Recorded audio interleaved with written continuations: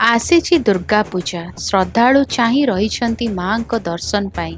ढोल मादल बाजुछि, नाना रंगर आलुओ पुष्परे मंडप सजेई होई माँ को अपेक्षा करिछि अपलक नयनरे। सबुठी पार्वणर महक। दुर्गा पूजा को नहीं कवि शरत कुमार दास का कलमरु आउ एक भक्ति कविताटी आसंतु जानिबा कवि कौन लिखिछन्ति तांको कवितारे।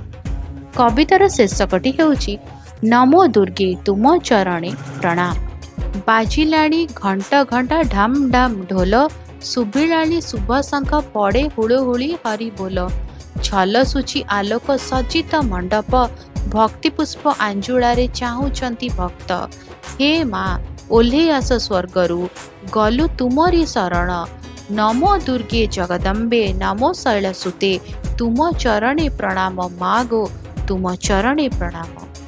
काशतंडी फुले फुले धरा बसिछि अनेई, संसार मंगल पाई माता असिले ओल्हेई।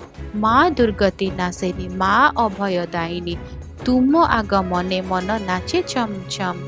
नमो दुर्गे जगदम्बे नमो शैलसुते, तुम चरणे प्रणाम मागो तुम चरणे प्रणाम। दिय माँ आशीष ढाली दुख जंत्रणा जाऊ दूरेई, भाईचारा रही थाउ सत्य पथ अनुसरी।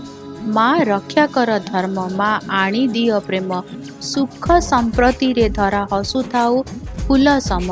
नमो दुर्गे जगदम्बे नमो शैलसुते, तुम चरणे प्रणाम मागो तुम चरणे प्रणाम।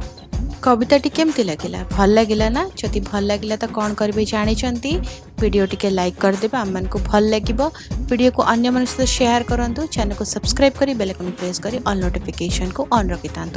उपस्थापन जदि किसी दोष त्रुटि रहीगला क्षमा करी अनामिका को।